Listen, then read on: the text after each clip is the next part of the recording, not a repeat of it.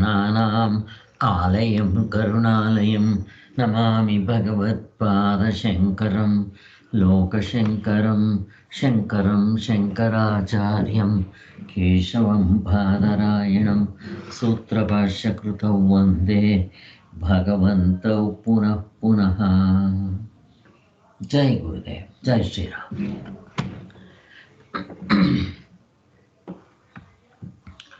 ನಾವು ಪರಮಾರ್ಥ ಚಿಂತಾಮಣಿ ಚಿಂತನೆ ಮಾಡ್ತಾ ಇದ್ದೀವಿ. ಇಡೀ ವಿಶ್ವದ ತಿರುಳನ್ನು ಗೊತ್ತುಪಡಿಸುವ ಮನನ ಕ್ರಮ ನೋಡ್ರಿ. ಇಡೀ ವಿಶ್ವ ಅಂದರೆ ಈ ಜೀವಪ್ಪನ ವಿಚಾರ, ಪ್ರಪಂಚದ ವಿಚಾರ, ಜಗತ್ತಿನ ವಿಚಾರ, ಈಶ್ವರನ ವಿಚಾರ, ಅವಸ್ಥೆಗಳ ವಿಚಾರ ಎಲ್ಲವನ್ನೂ ತಿಳಿಸೋ ಅಂಥ ವಿಚಾರ. ಇದು ಮನನಕ್ಕೆ ತುಂಬ ಸಹಾಯ ಆಗುತ್ತೆ. ಇವತ್ತು ನಾವು ಪರಮಾರ್ಥ ಚಿಂತಾಮಣಿಯಲ್ಲಿ 175 ನೀತಿಗೆ ಭದ್ರವಾದ ಆಧಾರ ಯಾವುದು? ಪರಮಾರ್ಥ ಅನ್ನೋದು ವಿಚಾರ. ಹಿಂದೆ ನಾವು 3 ನೋಡಿದ್ದಾಯಿತು. ಒಂದು, ಪರಮಾರ್ಥ ಜ್ಞಾನದಿಂದ ಪ್ರಯೋಜನವೇನು ಅಂತ ತಗೊಂಡು, ಮೊದಲನೇ ಪ್ರಯೋಜನ ಮುಕ್ತರು ಆಗೋವ್ರಿಗಾಗೋ ಪ್ರಯೋಜನ ಏನು, ಮತ್ತೆ ಅವರಿಂದ ಪ್ರಪಂಚಕ್ಕೆ ಲೋಕಕ್ಕೆ ಪ್ರಯೋಜನವೇನು ಅನ್ನೋದು ನೋಡಿದ್ದಾಯಿತು. ಇದು ಮೊದಲನೇದು ಉಪಯೋಗ, ಮುಖ್ಯವಾದ ಉಪಯೋಗಗಳು. ಎರಡನೇದು, ಅದರಲ್ಲಿ ಸಾರ್ವತ್ರಿಕ ಧರ್ಮದ ತತ್ವಗಳಿಗೆ ಇದು ತಳಹದಿ ಆಗ್ಬಿಡುತ್ತೆ. ಅಂದ್ರೆ ದೇವರಂದ್ರೆ ಏನು, ದೇವರಿದ್ದಾನ ಇಲ್ವಾ, ಜೀವ ಈಶ್ವರ ಸಂಬಂಧ ಏನು, ಮತ್ತೆ ಈಶ್ವರನಿಗೂ ಜಗತ್ತಿಗೂ ಸಂಬಂಧವೇನು, ಹೀಗೆಲ್ಲ. ಪರಮಾತ್ಮನ ಇದ್ರೆ ಸಾಕಾರನೋ ನಿರಾಕಾರನೋ, ಸಗುಣನೋ ನಿರ್ಗುಣನೋ, ಧರ್ಮ ಅಧರ್ಮಗಳ ವಿಚಾರ, ಇವೆಲ್ಲ ಸಾಧನೆಗಳೆಂದರೆ ಯಾವುದು, ಎಲ್ಲವೂ ಕೂಡ ಗೊತ್ತಾಗುತ್ತೆ. ಇದು ಎರಡನೇ ಉಪಯೋಗ. ಎಲ್ಲದಕ್ಕೂ ಕೂಡ ಈ ಮೋಕ್ಷ ಅನ್ನೋದನ್ನು ಮೇಯ್ನಾಗಿ ಇಟ್ಕೋಬೇಕು, ಅದು ಇಂಪಾರ್ಟೆಂಟು. ಈಗ 3ನೇ ಹೆಡ್ಡಿಂಗ್ನಲ್ಲಿ ನೀತಿಗೆ ಭದ್ರವಾದ ಆಧಾರ. ಇದು ನೋಡ್ರಿ ಹೇಗಿದೆ, ಎಲ್ಲಿಂದ ಎಲ್ಲಿಗೆ ಹೋಗ್ತಾ ಇದೆ ನೋಡ್ರಿ. ಈಗ ಎಲ್ಲ ಧರ್ಮಗಳು, ವೇದಗಳು, ಉಪನಿಷತ್ತುಗಳು, ಭಗವದ್ಗೀತೆ ಏನೇ ಇರಲಿ ಧರ್ಮಕ್ಕೆ ಸಂಬಂಧಪಟ್ಟಿರೋದು. ಇದು ಮೋಕ್ಷವನ್ನು ಮುಖ್ಯವಾಗಿಟ್ಕೊಂಡು ಹೊರಡಬೇಕು. ನೀವು ಉತ್ತರನ ಮೋಕ್ಷದ ದೃಷ್ಟಿಯಿಂದ ಹುಡುಕ್ತಾ ಹೋಗ್ರಿ, ಸಿಗುತ್ತೆ. ಅದಕ್ಕೆ ಮೋಕ್ಷ ತುಂಬ ಇಂಪಾರ್ಟೆಂಟ್. ಸೊ ಅದರಲ್ಲಿ ಮೋಕ್ಷ ಅಂದರೆ ಎಂಥದ್ದು, ಇವೆಲ್ಲ ನಾವು ಡಿಸ್ಕಷನ್ಸ್ ಮಾಡಿದ್ದಾಯಿತು. ಅದೇ ರೀತಿ ಇವಾಗ ನೀತಿ ಭದ್ರವಾದ ಆಧಾರ ಇದು ಕೂಡ. ಅದಕ್ಕೆ ಮೋಕ್ಷವನ್ನು ಭದ್ರವಾಗಿ ಹಿಡ್ಕೋಬೇಕು. ಪ್ರತಿಯೊಂದಕ್ಕೂ ಇದು ಮೆಷರಿಂಗ್ ಸ್ಕೇಲ್.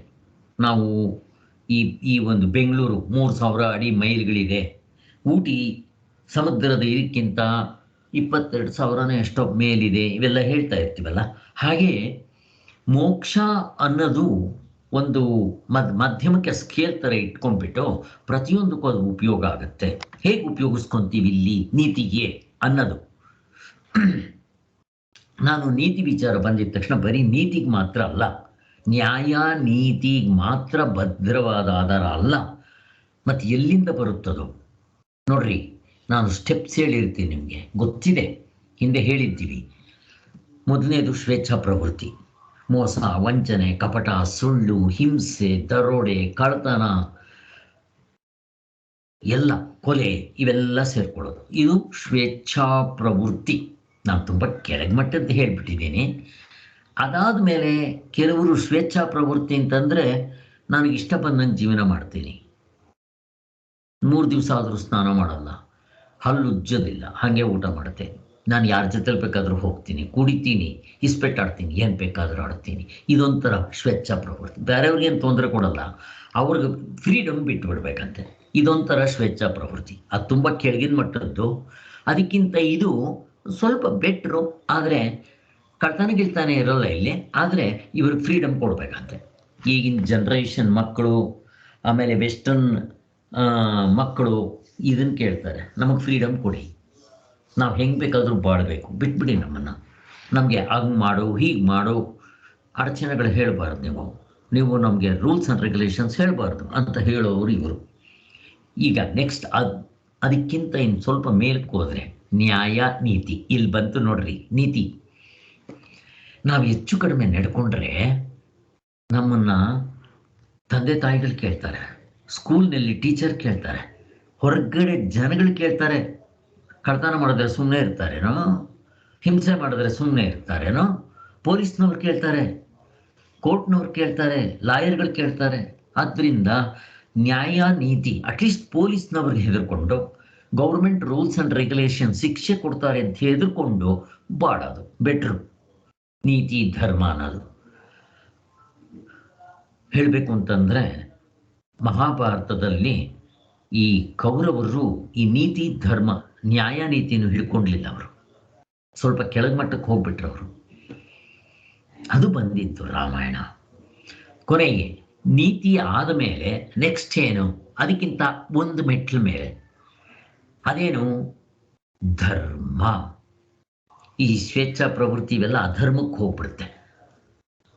ಹಾಗೆ ಸೊ ಧರ್ಮ, ಪಂಚಪಾಂಡವರು ಧರ್ಮವನ್ನ ನಡೆಸ್ಕೊಂಡ್ಬಂದರು, ಕಾಪಾಡ್ತಾ ಬಂದರು, ಧರ್ಮದಿಂದ ನಡ್ಕೊಳ್ಳೋಕೆ ಶುರು ಮಾಡಿದ್ರು. ಅದಕ್ಕೆ ಅವನಿಗೆ ಧರ್ಮರಾಯ ಅಂತ ಹೆಸರು.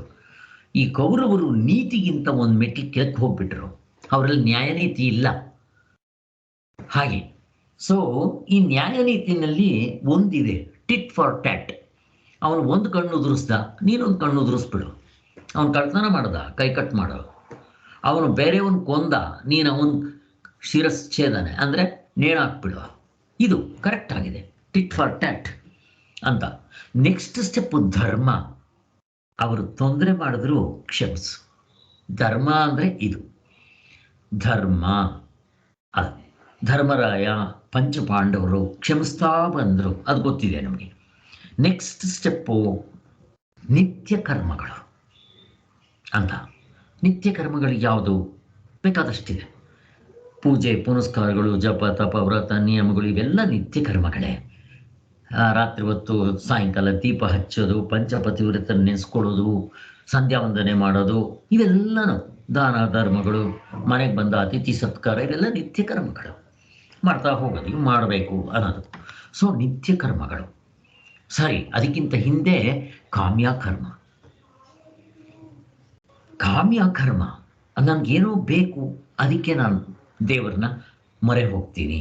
ಹಣ ಬೇಕು, ಲಕ್ಷ್ಮೀ ಪೂಜೆ. ವಿದ್ಯೆ ಬೇಕು, ಸರಸ್ವತಿ ಪೂಜೆ. ನಮ್ಮ ಕೆಲಸಗಳು ನಿರ್ವಿಘ್ನವಾಗಿ ನಡಿಬೇಕು, ಗಣಪತಿ ಪೂಜೆ. ನನಗೆ ತೊಂದರೆಗಳಾಗಿದೆ, ನಿವಾರಣೆ ಆಗಬೇಕು, ಸತ್ಯನಾರಾಯಣ ಪೂಜೆ. ಹೀಗೆ ಆರೋಗ್ಯ ಬೇಕು, ಸೂರ್ಯ ನಮಸ್ಕಾರ. ಹೀಗೆ ಇದು ಕಾಮ್ಯ ಕರ್ಮ. ಅದಕ್ಕಿಂತ ನೆಕ್ಸ್ಟು ನಿತ್ಯ ಕರ್ಮಗಳು. ಈಗ ಹೇಳಿದ್ನಲ್ಲ, ನಿತ್ಯ ಕರ್ಮಗಳಲ್ಲಿ ಫಲ ಕೇಳಂಗಿಲ್ಲ, ಆದರೆ ಬರೋದಿಲ್ವೋ ಫಲ ಬಂದೇ ಬರುತ್ತೆ.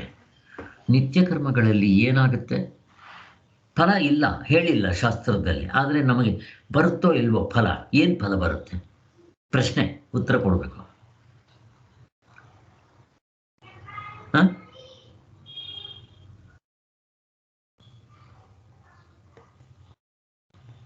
ನಿತ್ಯ ಕರ್ಮಗಳಲ್ಲಿ ಫಲ ಏನಾದರೂ ಉಂಟಾ?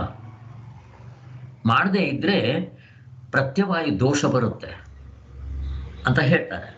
ಆದರೆ ಫಲ ಹೇಳಿಲ್ಲ, ಬಟ್ ಫಲ ಬರುತ್ತೆ. ಏನಪ್ಪ ಫಲ ಅಂತಂದರೆ ಚಿತ್ತಶುದ್ಧಿ, ಅಂತಃಕರಣ ಶುದ್ಧಿ. ಹೇಗಿದೆ ನೋಡ್ರಿ, ನೀವು ಕೇಳದೆ ಇದ್ರೂ ಚಿತ್ತಶುದ್ಧಿ ಆಗ್ಬಿಡುತ್ತೆ ಅಲ್ಲಿ. ಅದು ನಿತ್ಯ ಕರ್ಮಗಳಲ್ಲೇ ಒಂದು ಸ್ಟೆಪ್ಪು ಕರ್ಮಯೋಗಕ್ಕೆ. ನಿತ್ಯ ಕರ್ಮಗಳಾದಮೇಲೆ ನೆಕ್ಸ್ಟ್ ಕರ್ಮಯೋಗ. ಕರ್ಮಯೋಗದಲ್ಲಂತೂ ನಾವು ಏನು ಕೇಳ್ಕೊಳ್ಳೇಬಾರ್ದು, ನಾಲ್ಕನ್ನು ಸೇರಿಸಿ ಮಾಡಿಬಿಡ್ತೀವಿ. ಹಾಗೆ ಇದು ಕರ್ಮಯೋಗ.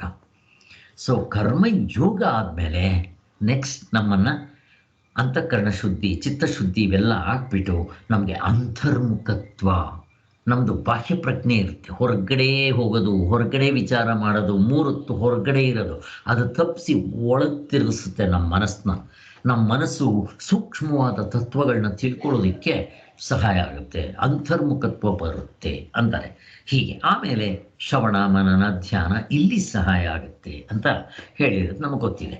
ಇಲ್ಲಿ ಇವು ಎಲ್ಲದಕ್ಕೂ ಕೂಡ ಈ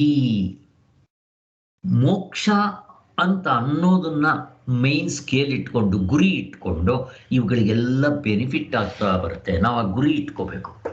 ಅದಕ್ಕೋಸ್ಕರನೇ ಶಾಸ್ತ್ರಗಳು ಪ್ರತಿಯೊಂದರಲ್ಲೂ ಮೋಕ್ಷದ ವಿಚಾರಕ್ಕೆ ಅಷ್ಟು ಇಂಪಾರ್ಟೆನ್ಸ್ ಕೊಡೋದು ಅಂತ ಹೇಳ್ತಾರೆ.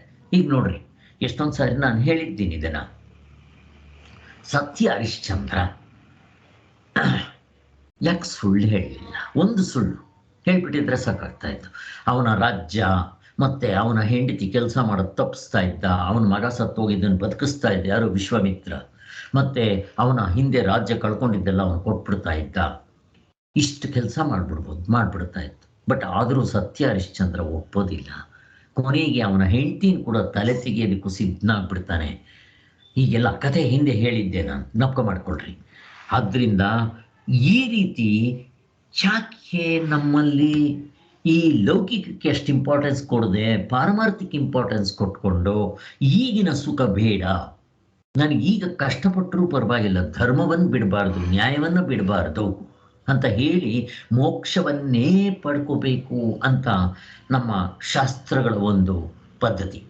ಸೊ ಅದಕ್ಕೋಸ್ಕರನೇ ಅಲ್ಲಿ ಸತ್ಯ ಹರಿಶ್ಚಂದ್ರ ಅವನು ಬರೀ ಹರಿಶ್ಚಂದ್ರ ಆಗಿದ್ದಿತ್ತು, ಆದರೆ ಈ ವಿಚಾರದಿಂದ ಅವನ ಹೆಸರು ಸತ್ಯ ಹರಿಶ್ಚಂದ್ರ ಅಂತ ಆಯಿತು. ಸೊ ಅವನು ಒಂದು ಸುಳ್ಳು ಕೂಡ ಹೇಳಿಲ್ಲ, ಸತ್ಯವನ್ನೇ ಹೇಳ್ತಾ ಇದ್ದ. ಮತ್ತೇನು ಸಿಕ್ತು ಅವನಿಗೆ? ಮೋಕ್ಷವೇ ಸಿಕ್ತು. ಅದಕ್ಕೋಸ್ಕರ ಯಾಕೆ ಪ್ರತಿಯೊಬ್ಬ ಮನುಷ್ಯನೂ ಆನಂದಕ್ಕೋಸ್ಕರ ಪ್ರಯತ್ನ ಮಾಡ್ತಾ ಇರೋದು. ಮೋಕ್ಷ ಅಂತಂದರೆ ಆನಂದವೇ. ಸೊ ಈಗ ನಾವು ಸುಳ್ಳು ಹೇಳಿದ ಯಾತಿಗೋಸ್ಕರ? ಹೆಚ್ಚಿನ ಸುಖ ಪಡೆಯೋದಕ್ಕೋಸ್ಕರ. ಸಿಗುತ್ತಾ? ಸಿಗೋದಿಲ್ಲ. ಅದಕ್ಕೋಸ್ಕರನೇ ನಾವು ಈ ವಿಚಾರಗಳನ್ನೆಲ್ಲ ಮಾಡಿದ್ದೀವಿ, ನಮಗೆ ಚೆನ್ನಾಗಿ ಕನ್ವಿನ್ಸ್ ಆಗಿದೆ. ಆದ್ದರಿಂದ ಈ ಎಲ್ಲದಕ್ಕೂ ಕೂಡ ನೀತಿಯಿಂದ ಹಿಡಿದು ಅದೋ ಧರ್ಮದಿಂದ ಹಿಡಿದು ನೀತಿ ಧರ್ಮ ಎಲ್ಲ ಕಡೆಗೂ ಕರ್ಮಯೋಗದವರೆಗೂ ಇದು ಬೇಸ್ಮೆಂಟ್ ಆಗಿದೆ. ಯಾವುದು? ಪರಮಾರ್ಥ ಚಿತ್ತತ್ವ ಅನ್ನೋದಕ್ಕೆ ಇಲ್ಲಿಷ್ಟು ಹೇಳ್ತಾ ಇರೋದು. ಇದು ಮೂರನೇ ಪ್ರಯೋಜನ. ಮತ್ತೆ ಧರ್ಮ ಅಂದರೆ ಏನು, ಅಧರ್ಮ ಅಂದರೆ ಏನು? ಸೊ ಇದನ್ನು ಸ್ವಲ್ಪ ನಾವು ಟಚ್ ಅಪ್ ಮಾಡಿರ್ತೀವಿ. ಮನುಷ್ಯನು ಸಮಾಜದಲ್ಲಿ ಹೇಗೆ ನಡ್ಕೋಬೇಕು ನೋಡ್ರಿ, ಎಲ್ಲದಕ್ಕೂ ಇದು ಬರುತ್ತೆ. ನಾವು ಪ್ರಪಂಚದಲ್ಲಿ ಹೆಂಗೆ ಸಿಕ್ಕಿದ್ರೆ ಹಂಗೆ ನಡ್ಕೊಳ್ಳೋಕ್ಕಾಗೋದಿಲ್ಲ, ನಡ್ಕೋಬಾರ್ದು. ಯಾಕೆ? ನನಗೆ ಮೋಕ್ಷ ಬೇಕು, ಆನಂದ ಬೇಕು ಅಂತಂದರೆ ಈ ಶಾಸ್ತ್ರ ಹೇಳ್ದಂಗೆ ನಡ್ಕೋಬೇಕು ಅಂತ. ಮತ್ತೆ ರಾಜನೀತಿಯ ಉದ್ದೇಶವೇನು? ರಾಜರ ಕರ್ತವ್ಯ ಏನು? ಅವ್ರ ಭುಜಬಲ ಇರುತ್ತೆ ಅಂತಂದರೆ ಅಲ್ಲಿ ಪಾಪ ಕೈನಲ್ಲಿ ಆಗದೆ ಇರೋವ್ರನ್ನೆಲ್ಲ ಹಿಂಸೆ ಕೊಡೋದು ಇವೆಲ್ಲ ಧರ್ಮವನ್ನು ಕಾಪಾಡಬೇಕು. ನೆಕ್ಸ್ಟು ಚಾಪ್ಟರ್ ಬಂದಿದ್ದೆ ವರ್ಣಾಶ್ರಮಾದಿ ವಿಭಾಗಗಳಿಂದ ಉಪಯೋಗ ಏನು ಅಂತ ಪ್ರಶ್ನೆ ಹಾಕ್ತಾರೆ. ವರ್ಣಾಶ್ರಮಗಳು ಅಂದರೆ ಯಾವುದು ಅಂತ. ಬ್ರಾಹ್ಮಣ, ಕ್ಷತ್ರಿಯ, ವೈಶ್ಯ, ಶೂದ್ರ. ಇಲ್ಲಿ ನಾವು ಈ ಶೂದ್ರನ್ನ ತುಂಬ ಕೀಳಾಗಿ ನೋಡ್ತೀವಿ. ಶೂದ್ರರು ಅಂತಂದರೆ ಕೆಲಸ ಮಾಡೋರು ಅಂತ ಅಲ್ಲ. ನಿಜ, ಕೆಲಸ ಮಾಡೋರು ಸರಿ. ಇಲ್ಲಿ ಬ್ರಾಹ್ಮಣರು ಅಂದರೆ ಯಾರು? ಅವ್ರ ಕರ್ತವ್ಯ ಏನು? ನಮ್ಮ ವೇದಗಳಲ್ಲಿ ಉಪನಿಷತ್ತುಗಳಲ್ಲಿ ಅವ್ರ ಕರ್ತವ್ಯವನ್ನು ಏನು ಹೇಳುತ್ತೆ ಅದು ಇಂಪಾರ್ಟೆಂಟ್ ತಿಳ್ಕೋಬೇಕು. 4 ಜನಗಳು ಕೂಡ 4 ವರ್ಣಾಶ್ರಮದವರು ಕೂಡ ಬರೀ 4 ವರ್ಣಾಶ್ರಮದವರು ಮಾತ್ರ ಅಲ್ಲ, ಈ ಆಶ್ರಮಗಳಿದೆಯಲ್ಲ ಅವರು ಕೂಡ ಅಷ್ಟೇ. ಆಶ್ರಮಗಳು ಯಾವುದು? ಗೃಹಸ್ಥ ಬ್ರಹ್ಮಚರ್ಯಾಶ್ರಮ, ಗೃಹಸ್ಥಾಶ್ರಮ, ವಾನಪ್ರಸ್ಥಾಶ್ರಮ, ಸನ್ಯಾಸಾಶ್ರಮ. ವರ್ಣಾಶ್ರಮ ಆಗಲಿ ಬರೀ ಆಶ್ರಮ ಆಗಲಿ ಎಲ್ಲದಕ್ಕೂ ಗೋಲ್ ಏನಪ್ಪ ಅಂತಂದರೆ ಮೋಕ್ಷವನ್ನೇ ಹಿಡ್ಕೋಬೇಕು. ಅದಕ್ಕೋಸ್ಕರ ಇಲ್ಲಿ ವರ್ಣಾಶ್ರಮದಲ್ಲಿ ವಿಚಾರ ಮಾಡ್ತಾ ಇರೋದ್ರಿಂದ ಈ ವರ್ಣಾಶ್ರಮದವರ ಧರ್ಮ ಏನು ಅಂತಂದರೆ ಬ್ರಾಹ್ಮಣರಾದವರು ದುಡ್ಡು ತಗೋಬಾರ್ದು. ಅವರ ಕೆಲಸ ಏನು? ಹುಟ್ಟಿದಾಗಲಿಂದ ಸಾಯೋವರೆಗೂ ಅವರು ವೇದಗಳನ್ನ ಅಧ್ಯಯನ ಮಾಡಬೇಕು, ಬಂದವ್ರಿಗೆ ಅದನ್ನು ತಿಳಿಸ್ಕೊಡ್ಬೇಕು, ಪೂಜೆ ಪುನಸ್ಕಾರಗಳನ್ನ ಮಾಡಿಸ್ಬೇಕು, ಇಂಥವನ್ನೇ ಹೇಳ್ಕೊಡ್ಬೇಕು. ಮತ್ತು ಎಲ್ರಿಗೂ ಪೂಜೆ ಗೀಜೆ ಮಾಡೋಕ್ಕೆ ಬರೋದಿಲ್ಲ. ಮತ್ತು ಹೋಮ ಹವನ ಇಂಥವನ್ನು ಮಾಡಿಸ್ಬೇಕು ಅವರು. ಇದಕ್ಕೆ ಅವ್ರ ಕರ್ತವ್ಯ. ಯಾರ ಹತ್ರ ದುಡ್ಡು ಕೇಳಬಾರ್ದು, ಎಷ್ಟು ಕೊಟ್ಟರೆ ಅಷ್ಟು ತೃಪ್ತಿಯಿಂದ ಬಾಳಬೇಕು. ಮತ್ತು ಎಲ್ಲ ಈ ರೂಲ್ಸ್ ಆ್ಯಂಡ್ ರೆಗ್ಯುಲೇಷನ್ಸ್ ಫಾಲೋ ಮಾಡಬೇಕು. ಅವ್ರ ಗುರಿ ಮೋಕ್ಷದ ಕಡೆ ಇರಬೇಕು. 4 ವರ್ಣದವರು ಮೋಕ್ಷದ ಕಡೆ, ಬರೀ 4 ವರ್ಣದವರಲ್ಲ, ನಮ್ಮ ಧರ್ಮವೇ ಅದನ್ನು ಬೋಧನೆ ಮಾಡುತ್ತೆ. ಮೋಕ್ಷಕ್ಕೋಸ್ಕರನೇ ಪ್ರಯತ್ನ ಮಾಡಬೇಕು. ಮನುಷ್ಯರು, ದೇವತೆಗಳು, ರಾಕ್ಷಸರು, ಪ್ರತಿಯೊಬ್ಬರು ಪ್ರಾಣಿಗಳು ಬಿಟ್ಟು ಅಂತ ಹೇಳೋದು. ಸರಿ, ಅದಾಯಿತು. ಬ್ರಾಹ್ಮಣರ ಕರ್ತವ್ಯ ತುಂಬ ಕಷ್ಟ ಇದು ಬ್ರಾಹ್ಮಣರದು. ಏನು ಎಲ್ಲರೂ ಜನವರ ಹಾಕ್ಕೊಂಡ್ಬಿಟ್ರೆ ಆಗೋಯ್ತು, ಬ್ರಾಹ್ಮಣರಾಗ್ಬಿಡ್ತೀವಿ ಅಂತಾರೆ, ಆಗೋದಿಲ್ಲ. ಇದಕ್ಕೆ ಯಮನಿಯಮಗಳು ಚೆನ್ನಾಗಿ ತಟ್ಟಿರ್ಬೇಕು ಅವ್ರಿಗೆ. ಅವರಲ್ಲಿ ಕಿಂಚಿತ್ ಸುಳ್ಳು ಮೋಸ ವಂಚನೆ ಇರಬಾರ್ದು. ಸನ್ಯಾಸಿಗಳ ಥರ ಜೀವನ ಮಾಡಬೇಕು ಅವರು ಬ್ರಾಹ್ಮಣರು. ಇದು ಕಷ್ಟ. ಇನ್ನು ಸೇಮ್ ಇದನ್ನೇ ಅವರು ಮೋಕ್ಷಕ್ಕೆ ಯಾರು ಕ್ಷತ್ರಿಯರು ಭುಜಬಲ ಜಾಸ್ತಿ ಇರುತ್ತೆ ಇವರಿಗೆ. ಮನಸ್ಸಿನಲ್ಲಿ ಜ್ಞಾಪಕ ಶಕ್ತಿ, ಬುದ್ಧಿಶಕ್ತಿ ಇವೆಲ್ಲ ಜಾಸ್ತಿ ಇರುತ್ತೆ, ನೆನಪಿನ ಶಕ್ತಿ ಇವೆಲ್ಲ ಚೆನ್ನಾಗಿರುತ್ತೆ ಅವರು ಬ್ರಾಹ್ಮಣರಿಗೆ. ಇನ್ನು ಕ್ಷತ್ರಿಯರಿಗೆ ಭುಜಬಲ ಇರುತ್ತೆ. ಭುಜಬಲ ಇರೋದರಿಂದ ಅವರು ಧರ್ಮವನ್ನು ಕಾಪಾಡಬೇಕು. ಪ್ರಪಂಚದಲ್ಲಿ ಯಾರು ಅಧರ್ಮದಿಂದ ನಡ್ಕೊತಾರೋ ಅವರಿಗೆ ಶಿಕ್ಷೆ ಕೊಟ್ಟರೆ ಭಯದಿಂದ ಧರ್ಮದಿಂದ ನಡ್ಕೊಳ್ಳೋ ಹಾಗೆ ಮಾಡಬೇಕಾಗತ್ತೆ ಅವರು ಅಂತ ಅಂದ್ಬಿಟ್ಟು ಕ್ಷತ್ರಿಯನ ಕೆಲಸ. ವೈಶ್ಯನ ಕೆಲಸ, ವೈಶ್ಯ ಅಂದರೆ ಯಾರು? ಯಾರ್ಯಾರು ವ್ಯಾಪಾರ ಮಾಡ್ತಾರೋ ಅವರೆಲ್ಲ ವೈಶ್ಯರು. ಅವರು ಮೋಸ ವಂಚನೆ ಕಪಟ ಟೋಟಲ್ ಮಾಡುವಾಗ ತಪ್ಪು ಹಾಕೋದು, ಹೇಳುವಾಗ ಸುಳ್ಳು ಹೇಳೋದು, ತೂಕ ಮಾಡುವಾಗ ಹೆಚ್ಚು ಕಡಿಮೆ ಮಾಡೋದು, ಅಡಲ್ಟ್ರೇಷನ್ ಮಾಡೋದು, ಇವೆಲ್ಲ ಮೋಸದ ಸೂಚನೆಗಳು. ಹೀಗೆ ಮಾಡಬಾರ್ದು ಅಂತಲೇ ಶಾಸ್ತ್ರದಲ್ಲಿ ಹೇಳೋದು. ಆದ್ದರಿಂದ ವೈಶ್ಯರು ಮತ್ತು ಇಷ್ಟು ಅಂತ ಪ್ರಾಫಿಟ್ ಇಟ್ಕೋಬಾರ್ದು ಅಂತೇನಿಲ್ಲ. ನಮ್ಮ ತಂದೆಯವರು ಒಂದು ಸಾರಿ ಕೇಳಿದ್ರು ಐನವ್ರನ್ನ, ಈಗ ನಾವು ವೈಶ್ಯರು ನಾವಿವಾಗ ಲಾಭ ಇಲ್ಲದೆ ಮಾಡೋಕ್ಕೆ ಬರೋದಿಲ್ಲ, ತಪ್ಪಾಗುತ್ತಾ ಅಂತ. ಅವರು ಸ್ವಾಮಿಗಳು ಹೇಳಿದರು, ಏನು ತಪ್ಪಾಗೋದಿಲ್ಲ, ಹೆಂಡತಿ ಮಕ್ಕಳನ್ನ ಹೇಗೆ ಸಾಕ್ತೀರ ನೀವು? ಪ್ರಾಫಿಟ್ ಇಟ್ಕೋಬೇಕು. ಮತ್ತು ಹೇಗೆ ಧರ್ಮದಿಂದ ನಡ್ಕೊಳ್ರಿ. ಹುಡುಗರು ಬರಲಿ ದೊಡ್ಡವರು ಬರಲಿ ಒಂದೇ ಬೆಲೆ. ತೂಕ ಹೆಚ್ಚು ಕಡಿಮೆ ಆಗಬಾರ್ದು, ಟೋಟ್ಲ್ ಹೆಚ್ಚು ಕಡಿಮೆ ಆಗಬಾರ್ದು, ಚಿಲ್ಲರೆ ಕೊಡುವಾಗ ಹೆಚ್ಚು ಕಡಿಮೆ ಮಾಡಬಾರ್ದು, ಸುಳ್ಳು ಹೇಳಬಾರ್ದು, ಇಂಥವನ್ನು ಹೇಳ್ಕೊಟ್ಟಿದ್ರು. ಮತ್ತು ಒಂದು ನಿಯತ್ತಿತ್ಕೊಂಡು ಲಾಭ ಇಟ್ಕೋಬೇಕು, ಯದ್ವಾತತ್ವ ತಗೋಬಾರ್ದು ಅಂತ ಇದು ವೈಶ್ಯರು ಮಾಡಬೇಕಾಗಿರೋದು. ಮತ್ತು ಮೋಕ್ಷದ ಕಡೆನೇ ಪ್ರಯತ್ನ ಮಾಡ್ತಾ ಇರಬೇಕು ಅವರು. ಇನ್ನು ಶೂದ್ರರು ಅಂದರೆ ಅವರಿಗೆ ಬುದ್ಧಿಶಕ್ತಿ ಇಲ್ಲ, ಭುಜಬಲ ಇದೆ. ಭುಜಬಲ ಅಂದರೆ ಈ ಥರ ಬುದ್ಧಿನೂ ಇರಬೇಕು, ಭುಜಬಲನೂ ಇರಬೇಕು ಕ್ಷತ್ರಿಯರಿಗೆ, ಅದು ಇಲ್ಲ. ಮೂರನೇದು ವೈಶ್ಯರಿಗೆ ಸ್ವಲ್ಪ ಚತುರತೆ ಇರಬೇಕು ವ್ಯಾಪಾರ ಮಾಡಬೇಕಾದ್ರೆ, ಸೊ ಅದು ಇಲ್ಲ. ಮತ್ತೇನು ಕತ್ತೆ ಕೆಲಸ ಮಾಡ್ದಂಗೆ ಮಾಡ್ತಾರೆ, ಅದಕ್ಕೋಸ್ಕರ ಅವ್ರನ್ನ ಶೂದ್ರರು ಅಂತ ಹೇಳಿದ್ರು ಅಂತ ಹೇಳಿದ ತಕ್ಷಣ ಅವರು ಕೀಳಂತೂ ಅಲ್ಲ. ಈಗ ಅವ್ರಿಗೆ ಹೇಗೆ ಮೋಕ್ಷ ಇಲ್ವಾ? ಅವ್ರಿಗೂ ಮೋಕ್ಷ ಉಂಟು. ಮತ್ತು ಅವ್ರಿಗೆ ಇವೆಲ್ಲ ಗೊತ್ತಾಗೋದಿಲ್ವಲ್ಲ, ಅದಕ್ಕೆ ಅವ್ರ ಪುರಾಣಗಳನ್ನ ವೇದವ್ಯಾಸರು ಬರೆದಿಟ್ಟಿರೋದು. ಸುಳ್ಳು ಹೇಳಬಾರ್ದು ಅನ್ನೋದಕ್ಕೆ ಸತ್ಯ ಹರಿಶ್ಚಂದ್ರ, ಶ್ರೀರಾಮಚಂದ್ರನ ಹಾಗೆ ನಡ್ಕೋಬೇಕು ಅನ್ನೋದಕ್ಕೆ ರಾಮಾಯಣ, ಮತ್ತು ಹೊಟ್ಟೆ ಕಿಚ್ಚು ಅಧರ್ಮದಿಂದ ನಡ್ಕೋಬಾರ್ದು ಅನ್ನೋದಕ್ಕೆ ಮಹಾಭಾರತ, ಹಿಂಗೆಲ್ಲ ತೋರಿಸಿದ್ದು ಅಂತ 4 ಜನಗಳು ಕೂಡ ಮೋಕ್ಷವೇ ಗುರಿ ಇಟ್ಕೋಬೇಕು. ಆದರೆ ಅವ್ರವ್ರ ಕೆಲಸ ಹೇಳ್ತಾರೆ. ಭಗವಂತ ಹೇಳುತ್ತೆ ನೋಡ್ರಿ ಎಷ್ಟು ಚೆನ್ನಾಗಿದೆ, ನನ್ನ ತಲೆಯಿಂದ ತಲೆ ಅಂತ ಅನ್ನೋದು ಬ್ರಾಹ್ಮಣರು, ನನ್ನ ಭುಜ ಅಂತ ಅನ್ನೋದು ಕ್ಷತ್ರಿಯರು, ನನ್ನ ಹೊಟ್ಟೆ ಅನ್ನೋದು ವೈಶ್ಯರು, ನನ್ನ ಪಾದಗಳು ಅನ್ನೋದು ಶೂದ್ರರು. ಇದು ಮಾಡಿರೋದು ತುಂಬ ಒಳ್ಳೆಯದು. ಇದು ಬಿಟ್ಟಿದ್ದೆ ಈಗಿನವರು ಇವರೇನೋ ಬೇಕಾದಷ್ಟು ಈ ಥರ ಬೇಕಾದ ಧರ್ಮ ಮಾಡ್ಕೊಂಡ್ಬಿಟ್ಟು ಮಿಕ್ತರ್ನವ್ರನ್ನೆಲ್ಲ ಶೂದ್ರರು ಅಂತ ಹೇಳಿಬಿಟ್ರು. ನೀವು ತಪ್ಪು ಮಾಡ್ತಾರೆ, ಅವ್ರಿಗೆ ಅರ್ಥ ಗೊತ್ತಿಲ್ಲ. ಮತ್ತು ಶೂದ್ರರು ಅಂದರೆ ಕೀಳಲ್ಲ, ಭಗವಂತ ಪಾದಗಳು ಅಂತ ಹೇಳ್ತಾನೆ. ಪಾದಗಳು ಯಾವತ್ತು ಮುಖ್ಯ. ಪಾದ ಇಲ್ಲ ಅಂತ ಇಟ್ಕೊಳ್ರಿ, ನಡೀಲಿ ನೋಡೋಣ ನೀವು ಎಲ್ಲಿಗಾದರೂ ಹೋಗ್ಬೇಕಾದ್ರೆ ಆಗೋದಿಲ್ಲ. ಆದ್ದರಿಂದ ಶೂದ್ರರೂ ಕೂಡ ಪ್ರಪಂಚಕ್ಕೆ ಬೇಕು. ಈ 4 ಥರ ಜನಗಳು ಅವರವ್ರ ಯೋಗ್ಯತೆಗೆ ತಕ್ಕಂತೆ ಇರಬೇಕಾಗುತ್ತೆ.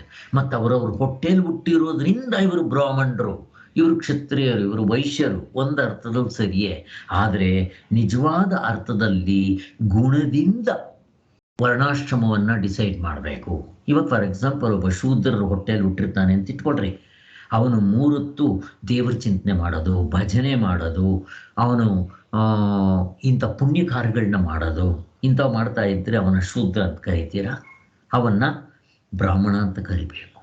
ಇರಲಿ, ಏನಾದರೂ ಇರಲಿ, ಒಟ್ಟಿನಲ್ಲಿ ಇದಕ್ಕೆಲ್ಲವೂ ಕೂಡ ನಮ್ಮ ಮೋಕ್ಷ ಧರ್ಮ ಅಥವಾ ಪಾರಮಾರ್ಥಿಕ ತತ್ವ ಸಹಾಯ ಮಾಡುತ್ತೆ, ಆಧಾರವಾಗಿರುತ್ತೆ ಅಂತ ಹೇಳೋದಕ್ಕೆ ಇಷ್ಟೆಲ್ಲ ಹೇಳಬೇಕು.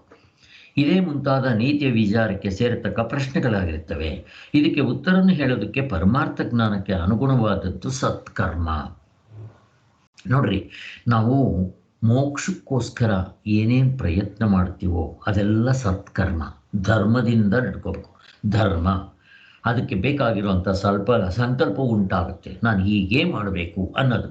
ಮತ್ತು ಇದು ಮಾಡೋದರಿಂದ ತ್ರಿಕರ್ಣ ವೃತ್ತಿ, ಕಾಯ ವಾಚ ಮನಸ ಮೂರು ಕೂಡ ಒಂದೇ ಇದರಲ್ಲಿರಬೇಕು.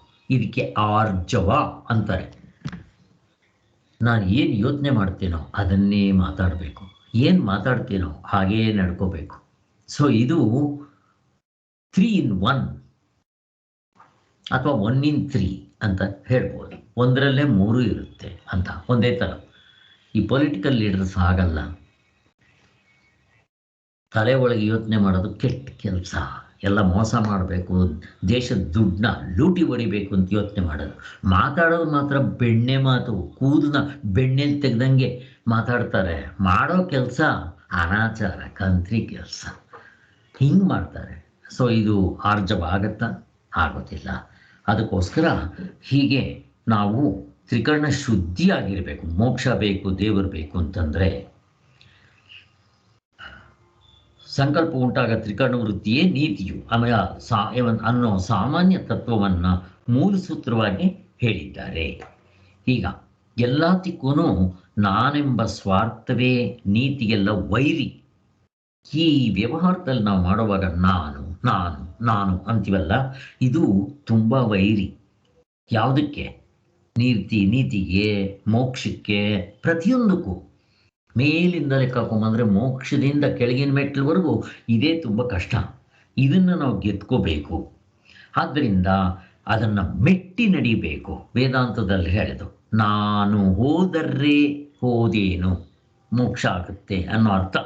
ನಾನು ಹೋದರೆ ಅಂತಂದರೆ ಈ ನಾನು ಅಹಂಕಾರ ಹೋದರೆ ನನಗೆ ಮೋಕ್ಷವೇ ಸಿಗುತ್ತೆ ಅಂತ ಹೇಳೋದು. ಹಾಗೆ ಆದರೆ ಮನುಷ್ಯನಿಗೆ ನಾನು ಎಂಬುದು ವ್ಯವಹಾರದಲ್ಲಿ ಎಷ್ಟೊಂದು ಮೆಚ್ಚಾಗಿದೆಯಲ್ವಾ? ನಮ್ಮೆಲ್ಲರಿಗೂ ನಾನು ಅಂದರೆ ಇಷ್ಟೊಂದು ಇಷ್ಟ ಆಗಿದೆ. ಇದನ್ನೇ ಮೆಟ್ಟಿ ತುಳಿಬೇಕು ನಾವು ಅನ್ನೋ ಒಂದು ಸಂಕಟದ ಪ್ರಶ್ನೆ ಉತ್ಪತ್ತಿ ಆಗುತ್ತೆ. ಆದ್ದರಿಂದ ಅದಕ್ಕೆ ಈವರೆಗೂ ಮನುಷ್ಯ ಬುದ್ಧಿಯಿಂದ ಏರ್ಪಟ್ಟಿರುವ ಯಾವ ನೀತಿಶಾಸ್ತ್ರದಲ್ಲಿ ಇದಕ್ಕೆ ಸಮರ್ಪಕವಾದ ಉತ್ತರ ಸಿಗೋದಿಲ್ಲ. ಅಲ್ಲ ಸ್ವಾಮಿ, ವ್ಯವಹಾರ ಮಾಡಬೇಕಾದ್ರೆ ನಾನು ಅನ್ನೋದು ಎಷ್ಟು ಬೇಕಲ್ವಾ? ನಿಜ. ಆದರೆ ಇದನ್ನು ಮೆಟ್ಟಿ ನಡಿಬೇಕು ಅಂತ ನಿಮ್ಮ ವೇದಾಂತ ಹೇಳುತ್ತಲ್ವಾ?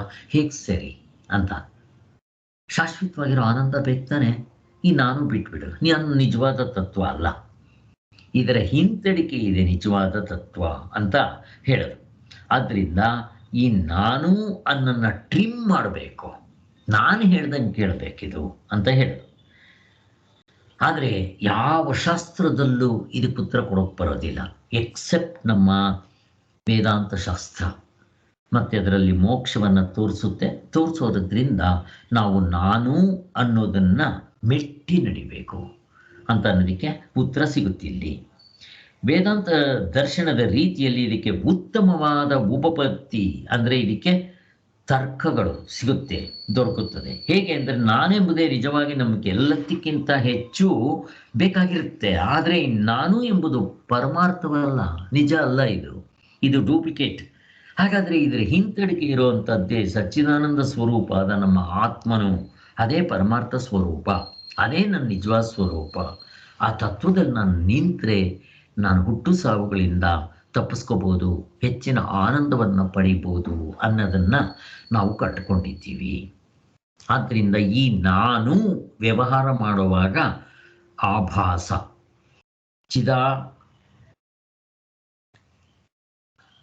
ಸದಾ ಚಿದಾಭಾಸ ಮತ್ತು ಸದಾ ಅಭಾಸ, ಚಿದಾಭಾಸ, ಸುಖಭಾಸ.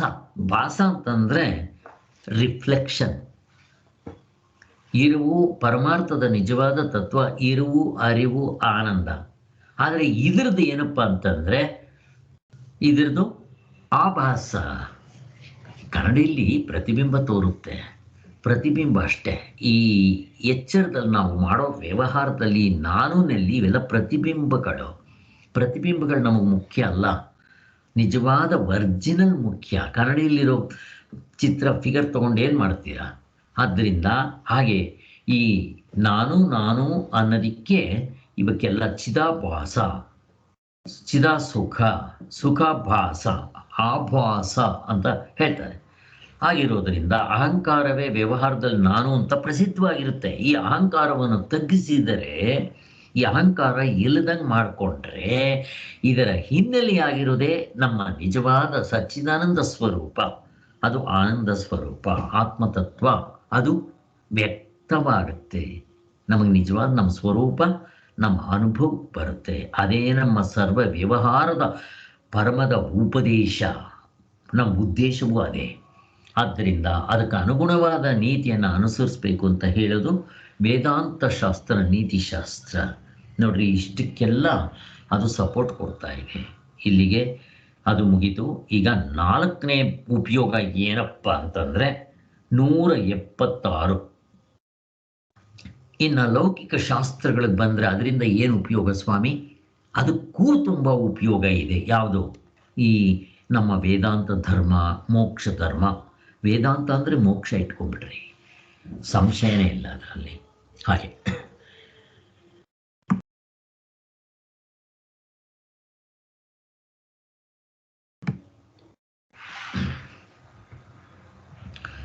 ಈಗ ಲೌಕಿಕ ಶಾಸ್ತ್ರಗಳಿಗೆ ಅದರಿಂದ ಬರುವಂಥ ಬೆಲೆ ಎಂಥದ್ದು ಅಂತ ಈ ದೃಷ್ಟಿಯಿಂದ ನೋಡಿದ್ರು ಲೌಕಿಕ ಶಾಸ್ತ್ರಗಳಿಗೆ ಶಾಸ್ತ್ರಗಳಿಗೆಲ್ಲ ಹೆಚ್ಚಿನ ಬೆಲೆ ಬರೋದು ವೇದಾಂತದಿಂದಲೇ.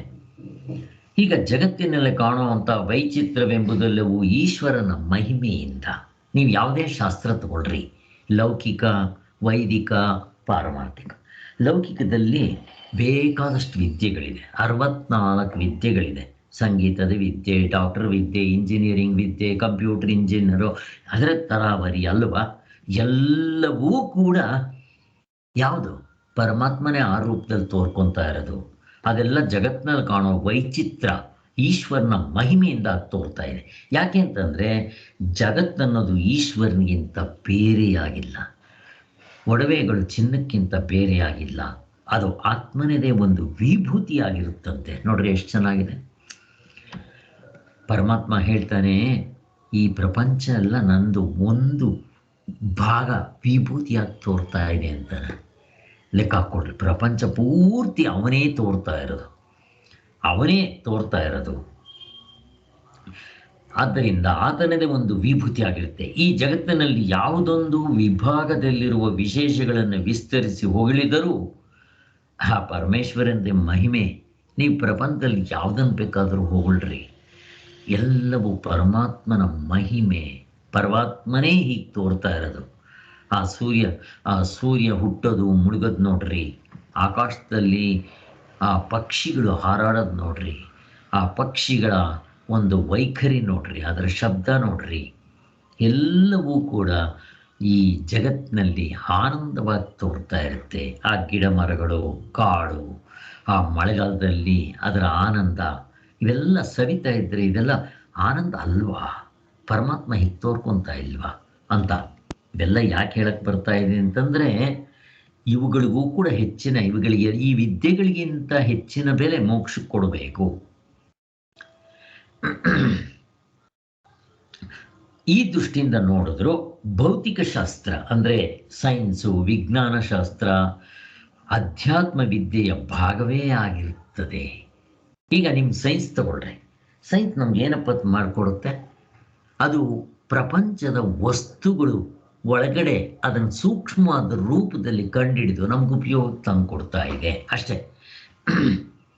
ಆದರೆ ಅದು ಇನ್ನೊಂದು ಡೈರೆಕ್ಷನಲ್ಲಿ ಮೇಲಕ್ಕೆ ಹೋಗೋದಿಲ್ಲ. ಅದು ನಮ್ಗೆ ಆದರೂ ಕೂಡ ಇದೆಲ್ಲ ಏನು? ಪರಮಾತ್ಮನ ವಿಭೂತಿಗಳೇ, ಅದರಲ್ಲಿ ಸಂಶಯನೇ ಇಲ್ಲ ಅಂತ ಹೇಳೋದು. ಇದರಂತೆ ಹೊರಗಿನ ಜಗತ್ತನ್ನು ಅರಿಯೋದಕ್ಕೆ ಸಾಧನವಾಗಿರುವ ಇನ್ನು ಪ್ರಪಂಚ ಆಯಿತು. ಈಗ ನಂದು ಆಧ್ಯಾತ್ಮಿಕ ಪ್ರಪಂಚ, ಈ ನನ್ನ ಶರೀರದಲ್ಲಿ ಮನಸ್ಸಿದೆ. ಆ ಮನಸ್ಸನ್ನದು ಏನು? ಆ ಮನಸ್ಸಂತ ಹೇಳಿದ್ರೆ ಅದನ್ನು ಸಚ್ಚಿದಾನಂದ ಸ್ವರೂಪದ ಕೈಕನ್ನಡಿ ಅಲ್ವಾ ಅದು ಮನಸ್ಸು. ನೋಡ್ರಿ, ಈ ಮನಸ್ಸು ಬೀಗ ಇದ್ದಂಗೆ. ಈ ಒಂದು ಬೀಗ ನಾವು ತಗೊಂಡು ಕ್ಲಾಕ್ ವೈಸ್ ತಿರ್ಗಿಸಿದ್ರೆ ಓಪನ್ ಆಗುತ್ತೆ, ಆ್ಯಂಟಿ ಕ್ಲಾಕ್ ವೈಸ್ ತಿರ್ಗಿಸಿದ್ರೆ ಲಾಕ್ ಆಗುತ್ತೆ. ಇದೇ ಮನಸ್ಸು ಮೋಕ್ಷಕ್ಕೆ ಉಪಯೋಗಿಸ್ಬೋದು, ಇದೇ ಮನಸ್ಸು ಪ್ರಪಂಚದ ಕಡೆ ಉಪಯೋಗಿಸ್ಬೋದು, ಅಧರ್ಮಕ್ಕೆ ಉಪಯೋಗಿಸ್ಬೋದು, ಕಳ್ತನಕ್ಕೆ ಉಪಯೋಗಿಸ್ಬೋದು, ಯಾವುದಕ್ಕೆ ಬೇಕಾದರೂ ಉಪಯೋಗಿಸ್ಬೋದು. ಇದು ನಮ್ಮ ಕೈನಲ್ಲಿರುತ್ತೆ. ಸೊ ನಮಗಿಲ್ಲಿ ಶಾಸ್ತ್ರ ನಮ್ಮ ಮನಸ್ಸಿಗೆ ಒಂದು ಬ್ರೇಕ್ ಆಗ್ತದೆ. ಏನು ಸಿಕ್ಕಿದ್ರೆ ಅದು ಮಾಡಬಾರ್ದು. ಅದನ್ನೇ ಹೇಳಿದ್ದು, ಸ್ವೇಚ್ಛಾ ಪ್ರವೃತ್ತಿಯಿಂದ ನ್ಯಾಯನೀತಿಯಿಂದ ಧರ್ಮ, ಇದು ಶಾಸ್ತ್ರ ಹೇಳ್ಕೊಡೋದು.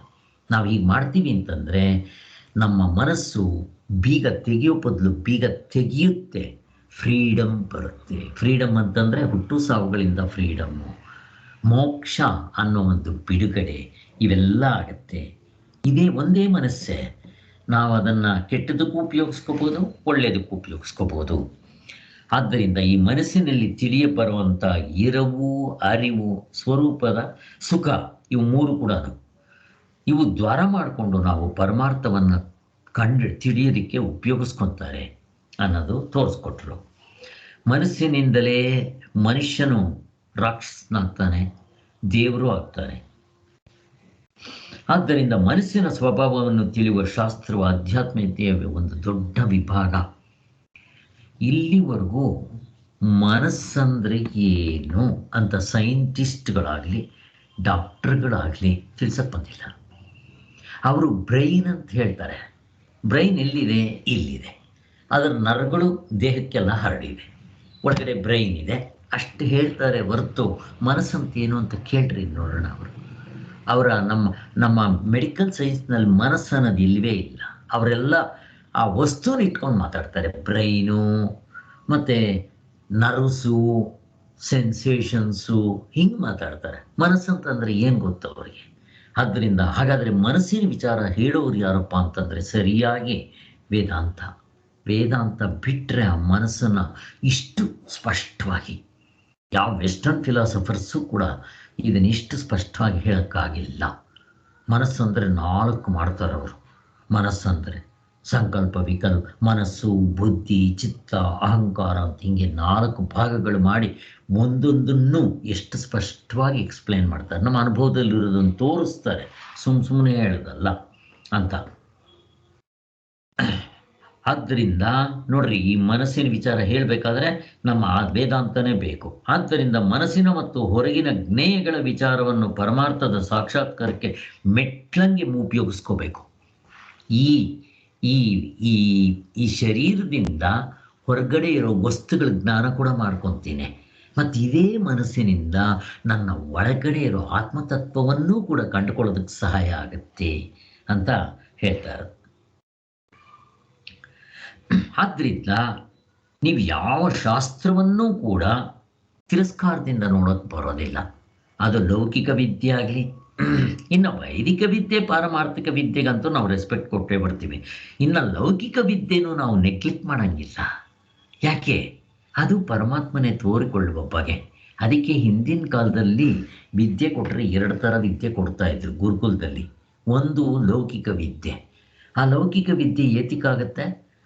ರೋಟಿ ಕಪಡ ಮಖಾನ್, ಹೊಟ್ಟೆಪಾಡಿಗೆ. ಇನ್ನೊಂದು ವಿದ್ಯೆ ಕೊಡ್ತಾಯಿದ್ರು ಪಾರಮಾರ್ಥಿಕ ವಿದ್ಯೆ. ಅದು ನಮ್ಮ ಆನಂದಕ್ಕೆ, ಶಾಶ್ವತವಾಗಿರೋ ಆನಂದ, ಮೋಕ್ಷದ ಕಡೆ ಕರ್ಕೊಂಡು ಹೋಗೋದಕ್ಕೆ ಕೊಡ್ತಾಯಿದ್ರು. ಎಷ್ಟು ಚೆನ್ನಾಗಿದೆ ನೋಡ್ರಿ, 2 ವಿದ್ಯೆಗಳು ಕೊಡ್ತಾಯಿದ್ರು. ಈಗಿನ ಗುರುಕುಲಕ್ಕೂ ಈಗಿನ ಗುರುಕುಲನೇ ಅಲ್ಲ ಬಿಡ್ರಿ, ಆಗಿನ ಗುರುಕುಲ ಎಷ್ಟು ಹೇಗಿರ್ತಾ ಇತ್ತು ಅನ್ನೋದು ನಮಗೆಲ್ಲ ಗೊತ್ತಾಗುತ್ತೆ. ಆದ್ದರಿಂದ ನಮ್ಮ ಮಕ್ಕಳಿಗೆ ಇದು ಸಿಗ್ತಾ ಇಲ್ಲ ಅಂತ ದುಃಖ ಆಗುತ್ತೆ. ಎಷ್ಟೋ ಸರಿ ಹೇಳಿದ್ದೆ, ಈ ಮೇಕೆದಾಟ ಹತ್ರ ಒಂದು ಇದಿದೆ, ಅದಕ್ಕೆ ಓಂ ಶಾಂತಿ ಧಾಮ ಅಂತ. ಇವನ್ ನಾನು ಮಾಗಡಿಗೆ ಹೋಗಬೇಕಾದ್ರೂ ಕೂಡ ಮಾಗಡಿ ರೋಡಿಂದ ಮುಂದಕ್ಕೆ ಹೋದರೆ ಇವಾಗ ಅಲ್ಲೊಂದು ಸ್ಕೂಲ್ ಮಾಡಿದ್ದಾರೆ, ಸೇಮ್ ಇದೇ ಥರನೇ, ಓಂ ಶಾಂತಿ ಧಾಮ ಥರ. ಅದಕ್ಕಿಂತ ಇದು ತುಂಬ ಚೆನ್ನಾಗಿದೆ ಅಂತ ಹೇಳ್ತಾರೆ. ಫಸ್ಟ್ ಸ್ಟಾರ್ಟ್ ಆಗಿದ್ದು ಓಂ ಶಾಂತಿ ಧಾಮ, ಮೇಕೆದಾಟ ಹತ್ರ ಇದೆ ಇದು. ಕನಕಪುರಕ್ಕೆ ಹೋಗಿ ಕನಕಪುರದಿಂದ ಮೇಕೆದಾಟಕ್ಕೆ ಹೋದರೆ ಅಲ್ಲಿ ಒಂದು ನದಿ ಹರಿತಾ ಇರುತ್ತೆ. ಆ ನದಿ ದಡದಲ್ಲಿ ಈ ಓಂ ಶಾಂತಿ ಧಾಮ ಸ್ಥಾಪನೆ ಮಾಡಿದ್ದಾರೆ. ಅವ್ರ ವಿಚಾರ ಎಲ್ಲ ನಾನು ಹೇಳಿದ್ದೆ ನಿಮಗೆ. ಅಲ್ಲಿ ನನ್ನ ಮಗನ ಸೇರಿಸೋದಕ್ಕೆ ತುಂಬ ಪ್ರಯತ್ನ ಮಾಡಿದ್ವಿ. ಅಲ್ಲಿ ಅವರು ಯಾರನ್ನು ಸಿಕ್ಕಿದ್ರೆ ಅವ್ರನ್ನ ಸೇರಿಸ್ಕೊಡಲ್ಲ. ಅಲ್ಲಿ ಮುಸ್ಲಿಮ್ಸ್ ಬರಲಿ, ಕ್ರಿಶ್ಚಿಯನ್ಸ್ ಬರಲಿ, ಗಂಡಸರು ಬರಲಿ, ಹೆಂಗಸರು ಬರಲಿ, ಜಾತಿ ಗೀತಿ ಕುಲ ಉತ್ತರ ಏನಿಲ್ಲ, ಯಾರನ್ನ ಬೇಕಾದ್ರೆ ಸೇರಿಸ್ಕೊತಾರೆ ಅವರು. ಆದರೆ ಅವರು ಪರೀಕ್ಷೆ ಮಾಡ್ತಾರೆ, ಅವ್ರಿಗೆ ಜ್ಞಾಪಶಕ್ತಿ, ಬುದ್ಧಿಶಕ್ತಿ ಚೆನ್ನಾಗಿರಬೇಕು. ಪದ್ಯಗಳೇನಾದರೂ ಹೇಳ್ಕೊಟ್ಟಿದ್ದೀವ ಅಂದರೆ ಶ್ಲೋಕಗಳು ಇಂಥವೆಲ್ಲ ಅವುಗಳನ್ನೆಲ್ಲ ಚೆಕ್ ಮಾಡ್ತಾರೆ. ಮತ್ತು ಅಲ್ಲಿ 15 ದಿವಸ ಆಶ್ರಮದಲ್ಲಿ ಇರಬೇಕು. ಅಲ್ಲಿ ಗಂಡಸರಾದರೆ ಜುಟ್ಟು ಬಿಡಬೇಕು, ಅಲ್ಲಿ ಒಂದು ಪಂಚೆ ಕಟ್ಕೋಬೇಕು, ಟವಲ್ ಹಾಕ್ಕೋಬೇಕು, ತಣ್ಣೀರು ಸ್ನಾನ ಮಾಡಬೇಕು, ಬ್ರಹ್ಮಚರ್ಯ ಪಾಲನೆ ಮಾಡಬೇಕು, ಗುರುಕುಲದಲ್ಲಿ ಎಲ್ಲ ಕೆಲಸನೂ ಮಾಡಬೇಕು, ಗುಡಿಸೋದು, ಸಾರಿಸೋದು, ಹಸು ಎಲ್ಲ ಕೆಲಸನೂ ಮಾಡಬೇಕಲ್ಲಿ. ಇಲ್ಲಿ 2 ಥರ ವಿದ್ಯೆ ಹೇಳ್ಕೊಡ್ತಾರೆ ಅವರು, ಈ ಥರದ ವಿದ್ಯೆ. ಸೊ ನಮ್ಮ ಮಕ್ಕಳು ಯಾರಾದರೂ ಇದ್ದರೆ ಸೇರಿಸ್ಬೇಕಂತ ಕಡೆ. ನಿಜವಾಗ್ಲೂ ಅಂಥ ವಿದ್ಯೆ ಎಲ್ಲೂ ಸಿಗೋದಿಲ್ಲ, ಮತ್ತು ಅವ್ರು ದುಡ್ಡು ತೊಗೊಳ್ಳೋದಿಲ್ಲ. ಎಲ್ಲ ಆದಮೇಲೆ ನಮ್ಗೆ ಇಷ್ಟ ಆದರೆ ಎಷ್ಟಾದರೆ ಅಷ್ಟು ಕೊಡ್ಬೋದು. ಹತ್ತತ್ರ ಅವರು ಒಂದು 6-8 ವರ್ಷ ವಿದ್ಯೆ ಕೊಡ್ತಾರೆ, 2 ಥರ ವಿದ್ಯೆನೂ ಕೊಡ್ತಾರೆ. ಇದು ಮತ್ತು ಯಾರನ್ನು ಸಿಕ್ಕಿದ್ರೆ ಅವ್ರನ್ನೆಲ್ಲ ಸೇರಿಸ್ಕೊಳ್ಳಲ್ಲ.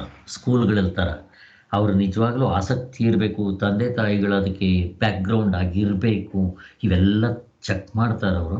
ಇಂಥ ಮಕ್ಕಳು 12 ವರ್ಷಗಳ ಕಾಲ ಗುರುಕುಲದಲ್ಲಿದ್ದು ಬ್ರಹ್ಮಚರ್ಯ ಪಾಲನೆ ಮಾಡಿ 2 ಥರ ವಿದ್ಯೆ ಕಲ್ತ್ಕೊಂಡು ಪ್ರಪಂಚಕ್ಕೆ ಕಾಲಿಡ್ತಾರೆ. ಅವಾಗ ಹೆಂಗಾಗುತ್ತೆ? ಈಗ ನಾನು ಸ್ಕೂಟರ್ನ ಕಲ್ತ್ಕೊಳ್ಳೋಕೆ ಹೋದರೆ ಮೊದಲೇ ಎತ್ಕೊಂತ ರೂಲ್ಸ್ ಆ್ಯಂಡ್ ರೆಗ್ಯುಲೇಷನ್ ಕೊಡ್ತಾರೆ. ಆ ರೂಲ್ಸ್ ಆ್ಯಂಡ್ ರೆಗ್ಯುಲೇಷನ್ ಓದ್ಕೋಬೇಕು, ಆ ಟೆಸ್ಟ್ ಪಾಸ್ ಮಾಡ್ಕೋಬೇಕು.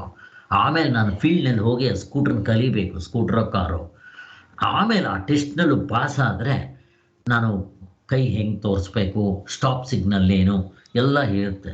ನಾನು ರೋಡ್ಗೆ ಬಂದರೆ ನಾನು ಸೇಫು, ಬೇರೆಯವರು ಸೇಫು, ನಾನು ಸುಖವಾಗಿ ಸಂತೋಷವಾಗಿ ಸಾಯದೇ ಇರೋಂಗೆ ನೋಡ್ಕೋಬೋದು, ಕೈ ಕಾಲು ಮುರ್ಕೊಳ್ದೇ ಇರೋಂಗೆ.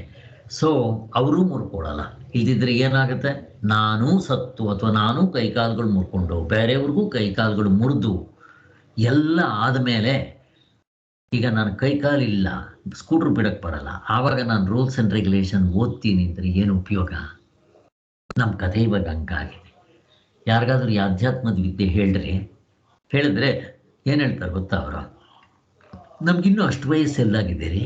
ಅವರ ಅರ್ಥದಲ್ಲಿ ಆಧ್ಯಾತ್ಮ ವಿದ್ಯೆ ಅಂದರೆ ಸಾಯೋ ಸಮಯದಲ್ಲಿ ಮಾಡೋಕ್ಕೆ ಕೆಲಸ ಇರಲ್ಲ. ಅವಾಗ ಮನೆಯಲ್ಲಿ ಮಕ್ಕಳು ಸೊಸೆ ಎಲ್ಲರೂ ನಮ್ಮನ್ನು ಕೀಳಾಗಿ ನೋಡೋಕ್ಕೆ ಶುರು ಮಾಡ್ತಾರೆ, ನಮಗೆ ಶಕ್ತಿ ಇರಲ್ಲ. ಆವಾಗ ನೋಡ್ಬೇಕಾದ್ರೆ ರಾಮಕೃಷ್ಣ ಅನ್ನೋಣ.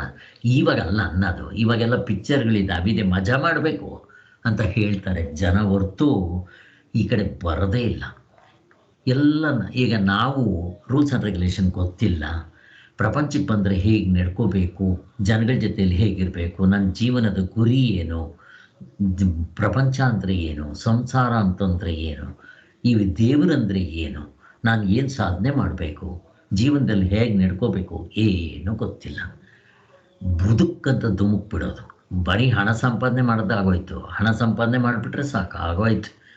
ಬಂದು ಧುಮುಕಿದ್ದೆಯಲ್ಲಿ ಮೋಸ, ವಂಚನೆ, ಕಪಟ ಮಾಡೋದು. ನಾನೂ ಹಿಂಸೆ ಪಟ್ಟು, ಅವರೂ ಹಿಂಸೆ ಪಟ್ಟು, ಅಕ್ಕಪಕ್ಕದವ್ರು ಹಿಂಸೆ ಪಟ್ಟು, ತಂದೆ ತಾಯಿಗಳು ಹಿಂಸೆ ಪಟ್ಟು ಸಾಯೋದು ಒಂದಿನ. ವೀರಪ್ಪನಂಥ ಮಕ್ಕಳು ಅಂತವ್ರು ಹುಟ್ಟಿದ್ರೆ ಏನು ಲಾಭ? ಅದಕ್ಕೆ ಇವಾಗ 6 ತಿಂಗಳ ಜೊತೆಯಲ್ಲಿರಲ್ಲ, ಗಂಡ ಹೆಂಡತಿ ಡೈವರ್ಸ್. ಇದು ಬೇರೆ ದೇಶದಲ್ಲಿ ಇದ್ದರೆ, ನಮ್ಮ ದೇಶಕ್ಕೂ ಈ ಒಂದು ರೋಗ ಬಂದಿದೆಯಲ್ಲ, ಕರೋನಾ ರೋಗ. ಕರೋನಾ ಥರನೇ ಇದು, ಕರೋನಾಕ್ಕಿಂತ ಅಂಟಿದು. ಗಂಡ ಹೆಂಡ್ತಿನೇ 6 ತಿಂಗಳು ಬದುಕೋಕ್ಕಾಗಲಿಲ್ಲ ಅಂತ ಅಂದರೆ ಆಧ್ಯಾತ್ಮ ಇನ್ನೇನಿರುತ್ತೆ ಇವರಿಗೆ? ಯಾರ ಜೊತೆಲಿ ಸೆಟ್ ಆಗ್ತಾರೆ ಇವರು? ಇನ್ನು ಪ್ರಪಂಚದ ಜನಗಳ ಜೊತೆಲಿ ಹೆಂಗೆ ಸೆಟ್ ಆಗ್ತಾರೆ ಇವರು? ದುಡ್ಡಿಲ್ವಾ? ಕೊಳಿತಾ ಇದೆ. ಗಂಡನ 1 ಲಕ್ಷ, ಹೆಂಡ್ತಿಗೆ 1 ಲಕ್ಷ, 2 ಲಕ್ಷ, 1 ತಿಂಗಳಿಗೆ 2 ಲಕ್ಷ ಏನು ಮಾಡ್ತೀರಾ? ಆದರೂ ಮನಸ್ಸಿಗೆ ಸಂತೋಷ ಇಲ್ಲ, ಪೀಸ್ ಇಲ್ಲ. ದುಡ್ಡಿದ್ದರೆ ಚೆನ್ನಾಗಿರ್ತೀವಿ. ಎಲ್ಲಿದೆ ದುಡ್ಡು? ಇದೆ, ಇವಾಗ ನೆಕ್ಕಬೇಕಷ್ಟೆ ನಾವು. ಆದ್ದರಿಂದ ಯಾಕೆ ಅಂತಂದರೆ ನಮಗೆ ಜೀವನ ಅಂದರೆ ಏನೋ ಗೊತ್ತಿಲ್ಲ. ಇನ್ನು ನಮ್ಗೆ ಹೇಳ್ಕೊಡ್ಲೇ ಇವೆ, ಇವನ್ನ ಯಾರು ಹೇಳ್ಕೊಡ್ತಾರೆ? ಇವಾಗ ಸ್ಕೂಲ್ ಹುಡುಗರಿಗೆ, ಕಾಲೇಜ್ ಹುಡುಗರಿಗೆ ಮೊದಲು ನೀತಿಶಾಸ್ತ್ರ ಅಂತ ಒಂದು ಸೆಕ್ಷನ್ ಇತ್ತು ನಮಗೆ. ಈಗ ಅದು ತೆಗೆದಾಕ್ಬಿಟ್ಟಿದ್ದಾರೆ, ಕೇಳೋರೇ ಇಲ್ಲ, ಹಾಗಾಗ್ಬಿಟ್ಟಿದೆ. ಆದ್ದರಿಂದ ಇಲ್ಲಿ ಲೌಕಿಕ ಶಾಸ್ತ್ರಗಳಲ್ಲೂ ಕೂಡ ಈ ಆಧ್ಯಾತ್ಮದ ವಿದ್ಯೆ ಹೇಗೆ ಕೊಡಬೇಕು ಅಂತ ಸ್ವಾಮಿಗಳು ಹೇಳ್ತಾರೆ. ಇವೆಲ್ಲ ಇಂಪಾರ್ಟೆಂಟ್ ಅನ್ನೋದಕ್ಕೆ ನಾನು ಇಷ್ಟೆಲ್ಲ ಹೇಳಬೇಕಾಯಿತು. ಆದ್ದರಿಂದ ಈ ಭೌತಿಕ ಶಾಸ್ತ್ರಗಳ ಮೇರೆ ಎಲ್ಲಿವರೆಗೂ. ಆಮೇಲೆ ಇನ್ನೊಂದು, ನಮ್ಗೆ 2 ಥರ ವಿದ್ಯೆ ಕೊಡ್ತಾರೆ ಗುರುಕುಲದಲ್ಲಿ ಅಂತ ಹೇಳಿದ್ನಲ್ಲ. ಒಂದು ಲೌಕಿಕ ವಿದ್ಯೆ, ಇನ್ನೊಂದು ಪಾರಮಾರ್ಥಿಕ ವಿದ್ಯೆ. ಆ ಥರ ಅದೇ ರೀತಿ ನಮಗೆ 2 ಬ್ರೈನ್ ಇರುತ್ತೆ, ಲೆಫ್ಟ್ ಬ್ರೈನ್, ರೈಟ್ ಬ್ರೈನ್. ಈ ಲೆಫ್ಟ್ ಬ್ರೈನ್ ಬಂದಿದ್ದೆ ಬರೀ ಲೌಕಿಕ ವಿದ್ಯೆ, ಹೊಟ್ಟೆ ರೋಟಿ ಕಪಡ ಮಕ್ಕಾನಿಗೆ ಎಷ್ಟು ಬೇಕೋ ಅಷ್ಟೇ ನಾವು ಕಲಿಸೋದು. ಇನ್ನೊಂದು ಬ್ರೈನ್ ಇದೆ, ಇನ್ನೊಂದು ಅರ್ಧ ಬ್ರೈನ್ ಇದೆ. ಆ ಬ್ರೈನ್ಗೆ ಆಧ್ಯಾತ್ಮದ ವಿಚಾರನೇ ಗೊತ್ತಿಲ್ಲ. ಅಲ್ಲಿ ಸಿದ್ಧಿ ಪದ್ಧಿ ಎಲ್ಲ ಇರುತ್ತಲ್ಲಿ. ಕ್ಲೈರ್ವಾಯನ್ಸ್, ಟೆಲಿಪತಿ ಬುದ್ಧನಿಗೆಲ್ಲ ಇತ್ತು, ಹಿಂದಿನ ಜನ್ಮಗಳಿಗೆ ಜ್ಞಾಪಕ ಬಂತು. ಅದರ ಜೊತೆಗೆ ಬಸವಣ್ಣವರು ಅಲ್ಲಿ ಎಲ್ಲೋ ಬೆಂಕಿ ಸುಟ್ಟೋಗ್ತಾ ಇದ್ರೆ ಯಾವುದೋ ದೇವಸ್ಥಾನದಲ್ಲಿ ಇವರು ಹೀಗೆಲ್ಲ ಆರಿಸ್ಬಿಡ್ತಾರೆ. ಅದನ್ನು ಎಲ್ಲರೂ ನಗಕ್ಕೆ ಶುರು ಮಾಡ್ತಾರೆ. ಏನು ಮಾಡ್ತಾ ಇದ್ರೆ ಹುಚ್ಚ ಗಿಚ್ಚ ನಿಮಗೆ ಅಂತ ಕೇಳ್ತಾರೆ. ಇಲ್ಲ, ಅಲ್ಲಿ ದೇವಸ್ಥಾನದಲ್ಲಿ ಬೆಂಕಿ ಹತ್ಕೊಂಡ್ಬಿಟ್ಟಿತ್ತು ಕರ್ಟನ್ಗೆ ಅಂತ ಹೇಳ್ತಾರೆ. ದೇವರಿದ್ರೆ ಕೊನೆಗೆ ಒಂದು ತಿಂಗಳಾದ್ಮೇಲೆ ಅಲ್ಲಿಂದ ನ್ಯೂಸ್ ಬರುತ್ತೆ, ಈ ಸಮಯಕ್ಕೆ ಇಂಥ ಸಂದರ್ಭದಲ್ಲಿ ಹಿಂಗಾಯ್ತು ಅಂತ. ಬಸವಣ್ಣವ್ರಿಗೆ ಏನು ಹೇಳಿದ್ರು ಅದು ಕರೆಕ್ಟಾಗಿತ್ತು. ಇವರಿಗೆ ಟೆಲಿಪತಿ, ನಾವು ಟಿ ವಿನಲ್ಲಿ ಹೇಗೆ ನೋಡ್ತೀವೋ ಅಥವಾ ಸಿ ಟಿ ಕ್ಯಾಮ್ರಾದಲ್ಲಿ ಹೇಗೆ ನೋಡ್ತೀವೋ ಹಾಗೆ ಇವರು ಕಾಣಿಸುತ್ತೆ. ಇವೆಲ್ಲ ರೈಟ್ ಬ್ರೈನ್ ಡೆವಲಪ್ಮೆಂಟ್, ಇನ್ನೊಂದು ಬ್ರೈನ್ ಕಡೆದು. ಅದಕ್ಕೆ ನಾವು ಮಾಡೋ ಅಂಥ ಧ್ಯಾನ, ಧರ್ಮಗಳು, ಯಮನಿಯಮಗಳನ್ನ ಪಾಲನೆ ಮಾಡಿದ್ರೆ, ನಾವು ಮೋಸ ವಂಚನೆ ಕಪಟ ಮಾಡದೆ ನ್ಯಾಯವಾಗಿ ನಡ್ಕೊಂಡ್ರೆ ಇವು ಆ್ಯಕ್ಟಿವೇಟ್ ಆಗುತ್ತೆ, ಅದು ಓಪನ್ ಅಪ್ ಆಗುತ್ತೆ. ನಿಮಗೆ ಕ್ಲೈರ್ವಾಯನ್ಸ್, ನಿಮ್ಮ ಸೂಕ್ಷ್ಮ ಶರೀರ ಟ್ರಾವೆಲ್ ಮಾಡ್ಬೋದು, ಏನು ಬೇಕಾದರೂ ಮಾಡ್ಬೋದು. ಈ ವಿದ್ಯೆಗಳೆಲ್ಲ ಇತ್ತು, ಇರಲಿ, ನಮಗಿವೆಲ್ಲ ಬೇಕಾಗಿರೋದು. ಆದರೆ ಈ ಧ್ಯಾನ ಇಂಥವೆಲ್ಲ ಮಾಡೋದರಿಂದ ಇವೆಲ್ಲ ಆ್ಯಕ್ಟಿವೇಟ್ ಆಗುತ್ತೆ. ಇನ್ನೂ ಒಂದು ಹೇಳ್ತಾರೆ, ಈ ಕುಂಡಲಿನಿ ಜಾಗ್ರತೆ ಕೂಡ ಈ ಯಮನಿಯಮಗಳಿಂದ ಆಗುತ್ತೆ ಅಂತ ಹೇಳ್ತಾರೆ. ನಾವು ಮಾಡೋ ಅಂಥ ಯಮನಿಯಮಗಳು, ಅಮಾನಿತ್ವಾದಿ ಸಾಧನೆಗಳು, ಒಳ್ಳೆ ಗುಣಗಳನ್ನ ಬೆಳೆಸ್ಕೊಳ್ಳೋದು, ಕ್ಷಮಾ ಗುಣ, ನ್ಯಾಯ, ಧರ್ಮ, ನೀತಿ, ಇವುಗಳಿಂದ ಅದು ಆ್ಯಕ್ಟಿವೇಟ್ ಆಗುತ್ತೆ ಅಂತ ಕೂಡ ಹೇಳ್ತಾರೆ. ಓಕೆ, ಒಟ್ಟಿನಲ್ಲಿ ಎಲ್ಲ ಶಾಸ್ತ್ರವೂ ಕೂಡ ಪಾರಮಾರ್ಥಿಕ ವಿದ್ಯೆಯೇ ಅಂತಲೇ ಹೇಳೋದು. ಆದರೆ ಅದನ್ನು ನಾವು ಮೋಕ್ಷದ ಕಡೆ ತಿರುಗಿಸ್ಕೋಬೇಕು. ಇದು ವೆರಿ ಇಂಪಾರ್ಟೆಂಟ್. ಆದ್ದರಿಂದ ಈಗ ಭೌತಿಕ ಶಾಸ್ತ್ರ ಎಲ್ಲಿವರೆಗೂ ಇದೆ, ಅವು ಅಲ್ಲಿಂದ ಏತಕ್ಕೆ ಆಚೆಗೆ ಹಾಯಲಾರವು, ಇದು ಪ್ರಶ್ನೆ. ಭೌತಿಕ ಶಾಸ್ತ್ರ ಮತ್ತು ಯಾವುದೇ ವಿದ್ಯೆ ತಗೊಳ್ರೆ ಒಂದು ಲಿಮಿಟ್ ಇದೆ. ಅದು ಈಗ ಸಂಗೀತದ ಶಾಸ್ತ್ರ ತಗೊಳ್ರೆ, ಸಂಗೀತ ಶಾಸ್ತ್ರ ತಗೊಂಡವರು ಯಾರಾದರೂ ಎದೆ ಮುಟ್ಕೊಂಡು ಹೇಳಿಬಿಡಿ, ಸಂಗೀತ ಪೂರ್ತಿ ನನಗೆ ಗೊತ್ತಾಗಿದೆ ಹೇಳಕ್ಕೆ ಬರಲ್ಲ. ಅವ್ರು ಹೇಳ್ತಾರೆ, ಸಂಗೀತ ಶಾಸ್ತ್ರ ಅನ್ನೋದು ಸಮುದ್ರದ ಮರಳಿರೋಷ್ಟು, ನನಗೆ ಗೊತ್ತಿರೋದು ಇಷ್ಟು ಮರಳು ತಗೊಂಡ್ರೆ ಎಷ್ಟು ಗೊತ್ತು ಅಷ್ಟು ಗೊತ್ತು ಅಂತಾರೆ. ಸೈಂಟಿಸ್ಟು ಹಂಗೆ ಅಂತಾನೆ, ಪ್ರತಿಯೊಬ್ಬರು ಹಾಗೇ ಹೇಳ್ತಾರೆ. ನಮ್ಮ ವೇದಾಂತ ಶಾಸ್ತ್ರ ಮಾತ್ರ ಯಾವುದು ಒಂದನ್ನು ತಿಳಿದ್ರೆ ಎಲ್ಲವನ್ನೂ ತಿಳಿದಂಗಾಗುತ್ತೆ, ಸರ್ವಜ್ಞ. ಯಾವುದು ಒಂದನ್ನು ಪಡೆದ್ರೆ ಎಲ್ಲವನ್ನೂ ಪಡೆದಂಗಾಗುತ್ತೆ, ಯಾವುದು ಒಂದನ್ನು ಅನುಭವಿಸಿದ್ರೆ ಎಲ್ಲವನ್ನೂ ಅನುಭವಿಸ್ದಂಗಾಗುತ್ತೆ ಅಂತ ಹಿಂಗೆ ಹೇಳುವಂಥ, ಎದೆ ಮುಟ್ಕೊಂಡು ಹೇಳುವಂಥ ಶಾಸ್ತ್ರ ವೇದಾಂತ ಶಾಸ್ತ್ರ, ಮೋಕ್ಷ. ಆದ್ದರಿಂದ ಅದು ಒಂದೇ, ಎಲ್ಲವನ್ನೂ ಇನ್ನೇನು ತಿಳಿಯೋದು ಬೇಕಾಗಿರಲ್ಲ, ಇನ್ನೇನು ಮಾಡೋದು ಬೇಕಾಗಿರಲ್ಲ ಅಂತ ಶಾಸ್ತ್ರ ಒಂದಿದೆ. ಅದನ್ನು ಯಾಕೆ ಮಾಡಬಾರ್ದು? ಅದು ಜೀವನದ ಗುರಿ ಆಗಬೇಕು. ಇಲ್ಲಿ ನಂದೊಂದು ಪ್ರಶ್ನೆ ಇದೆ ನಿಮಗೆ. ಈಗ ಭೌತಿಕ ಶಾಸ್ತ್ರ ಎಲ್ಲಿವರೆಗೂ ಇದೆ ಅದು ಬಿಡ್ರಿ, ಆದರೆ ಅಲ್ಲಿಂದ ಏತಕ್ಕೆ ಆಚೆಗೆ ಹಾಯಲಾರವು, ಆಚೆಗೆ ಹೋಗಕ್ಕಾಗೋದಿಲ್ಲ ಭೌತಿಕ ಶಾಸ್ತ್ರ ಅಂದರೆ, ಭೌತಿಕ ಶಾಸ್ತ್ರ ಅಂದರೆ ಸೈನ್ಸು ನಮ್ಮ ಮೋಕ್ಷದ ಕಡೆ ಹೋಗಕ್ಕೆ ಬರುತ್ತಾ, ಅಥವಾ ಮೋಕ್ಷ ಅಂದರೆ ಏನು ಅದು ಹೇಳಕ್ಕೆ ಬರುತ್ತಾ? ಅದೇನಾದರೂ ಸೈನ್ಸ್ ನಮಗೆ ಮೋಕ್ಷವನ್ನು ತಂದುಕೊಡಕ್ಕೆ ಸಾಧ್ಯ ಇದೆಯಾ ಅಂತ ಪ್ರಶ್ನೆ. ಈಗ ಏನೇ ಕಂಡಿಡಿದ್ರು ಯಾಕೆ ಆಗಲ್ಲ? ಅದಕ್ಕೆ ಯಾಕೆ ಆಗೋದಿಲ್ಲ? ಅದು ವಸ್ತುಗಳನ್ನಷ್ಟೇ ತಿಳಿಸೋದು, ಕಣ್ಣೆದ್ರಿಗೆ ಕಾಣೋದನ್ನ ತಿಳಿಸ್ಕೊಡುತ್ತಷ್ಟೇ ಅದು. ಇದು ಅಧ್ಯಾತ್ಮ ವಿಚಾರ ನಮ್ಮ ಸ್ವರೂಪನೇ ತಿಳ್ಸಕ್ ಬರೋದಿಲ್ಲ. ಅದಕ್ಕೆ ಕಣ್ಣು ಕಾಣದೇ ಇರೋದು ತೋರಿಸ್ಕೊಡುತ್ತೆ. ಕಣ್ಣು ಕಾಣಲ್ಲ, ಕರೆಂಟ್ ತೋರಿಸ್ತೋ ಇಲ್ವೋ? ಗ್ರಾವಿಟಿ ಕಣ್ಣು ಕಾಣಲ್ಲ, ಅದನ್ನು ತೋರಿಸ್ತೋ ಇಲ್ವೋ? ಅದರಿಂದ ಲಾಭ ಪಡಿಸ್ತೋ ಇಲ್ವೋ? ಕರೆಂಟ್ ಕಣ್ಣು ಕಾಣಿಸ್ತೇ ಇದು, ಅದ್ರ ಶಕ್ತಿ ಅನುಭವಕ್ಕೆ ಬರುತ್ತೆ. ಹಾಗಲ್ಲ, ಸೈನ್ಸ್ ಏನು ಕಂಡುಹಿಡಿದ್ರು ಕಾಲ, ದೇಶ, ಕಾರ್ಯಕಾರಣ, ಭಾವ, ಅವಸ್ಥೆ ಒಳಗಡೆ ಇರುತ್ತೆ. ಅದನ್ನು ಮೀರಿ ಮೇಲಕ್ಕೆ ಹೋಗಕ್ಕೆ ಬರೋಲ್ಲ. ಇಷ್ಟೇ. ನಿನ್ನೆ ಕೂಡ ಹೇಳಿದ್ವಲ್ಲ, ಸೇಮ್ ಆನ್ಸರ್. ಸೈನ್ಸ್ ಏನಾದರೂ ಒಂದು ಕಂಡುಹಿಡಿದ್ರೆ ಇನ್ನೊಬ್ಬ ಬರ್ತಾನೆ, ಇದು ತಪ್ಪು ಅಂತ ಹೇಳ್ತಾನೆ, ಅದು ಸರಿ ಅಂತಾನೆ. ಅವಾಗ ಅದನ್ನು ಹಿಡ್ಕೋಬೇಕು, ಇದು ಬಿಟ್ಬಿಡ್ಬೇಕು. ಯಾಕೆ? ಇದು ಕಾಲದಲ್ಲಿದೆ, ದೇಶದಲ್ಲಿದೆ, ಕಾರ್ಯಕಾರಣ ಭಾವಕ್ಕೆ ಒಳಪಟ್ಟಿದೆ, ಇದು ಅವಸ್ಥೆಯ ಒಳಗಡೆ ಇದೆ.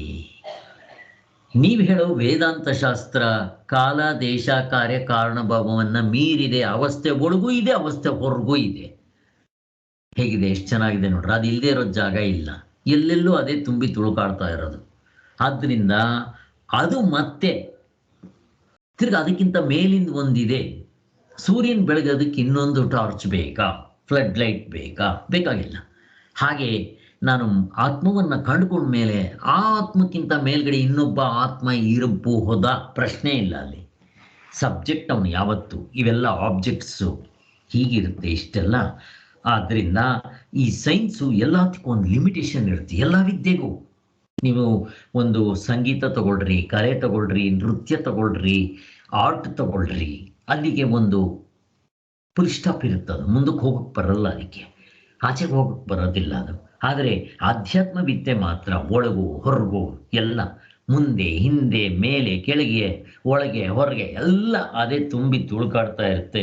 ಇದು ಎಂಬುದನ್ನು ಮನದೊಂದುಕೊಳ್ಳುವುದಲ್ಲದೆ ಸಚ್ಚಿದಾನಂದ ಸ್ವರೂಪ ಪರಮಾರ್ಥವೇ ಅವುಗಳ ವಿಷಯಗಳಿಗೆಲ್ಲ ಆಧಾರ ಅಂತ ಹೇಳಿದ್ರು. ನಾವು ಮನಸ್ಸಿಗೆ ತಂದುಕೊಂಡ್ರೆ ಈ ಭೌತಿಕ ವಿಜ್ಞಾನ ಶಾಸ್ತ್ರವನ್ನು ಯಾವ ಕ್ರಮದಲ್ಲಿ ಬೆಳೆಸಬೇಕು ನೋಡ್ರಿ. ಈ ಭೌತಿಕ ವಿಜ್ಞಾನ ಶಾಸ್ತ್ರಕ್ಕೂ ಕೂಡ ನಮ್ಮ ಈ ತತ್ವ ಬೆನಿಫಿಟ್ ಕೊಡುತ್ತೆ, ಮತ್ತು ಅದನ್ನು ಹೆಂಗೆ ಉಪಯೋಗಿಸ್ಕೋಬೇಕು ಅದು ಇಂಪಾರ್ಟೆಂಟ್. ಈ ಭೌತಿಕ ಶಾಸ್ತ್ರಕ್ಕೂ ಕೂಡ ನಮ್ಮ ವೇದಾಂತ ಸಹಾಯ ಮಾಡುತ್ತೆ, ಅದನ್ನು ಫಾಲೋ ಮಾಡಿದ್ರೆ. ಈಗ ಆಟಮ್ ಬಾಂಬ್ ಕಂಡುಬಿಡಿದ್ರು, ಅದರಿಂದ ಬೇಕಾದಷ್ಟು ಒಳ್ಳೆಯದಾಗಿದೆ, ಆಗಿಲ್ಲ ಅಂತಲ್ಲ.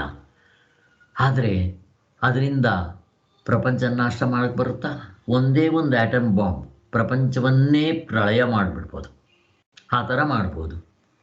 ಈಗ ಅದು ಮಾಡಬೇಕಾದ್ರೆ ಏನಾಗಿರಬೇಕು? ಹೊಟ್ಟೆ ಕಿಚ್ಚು, ದ್ವೇಷ, ಅಸೂಯೆ, ಅಸುರಿ ಗುಣ, ರಾಕ್ಷಸಿ ಗುಣ. ಈಗ ಸೈಂಟಿಸ್ಟ್ಗಳು ಅವರು ಕೂಡ ಈ ಆಧ್ಯಾತ್ಮವನ್ನು ಚಿಂತನೆ ಮಾಡಿದ್ರೆ ಒಳ್ಳೆ ಗುಣಗಳು ಬಂದರೆ ಅದನ್ನು ಒಳ್ಳೆಯದಕ್ಕೆ ಉಪಯೋಗಿಸ್ಕೋಬೋದೋ ಇಲ್ಲೋ. ಹಿಂದಿನ ಕಾಲದಿಂದಲೂ ಇದೆ ಇದು, ಈಗಿನ ಕಾಲದಲ್ಲಿ ಮಾತ್ರ ಅಲ್ಲ. ಆಟಮ್ ಬಾಂಬ್ ಕಂಡುಹಿಡಿದ್ರು, ಅದಕ್ಕೋಸ್ಕರ ಡೇಂಜರು. ಇವಾಗ ಬೆಂಕಿ ಇತ್ತು ಹಿಂದಿನ ಕಾಲದಲ್ಲಿ, ನಾವು ಅಡುಗೆನೂ ಮಾಡ್ಕೋಬೋದು, ಬೇಡ ಅಂದರೆ ಮೈ ಸುಟ್ಕೋಬೋದು ನೋಡಿ.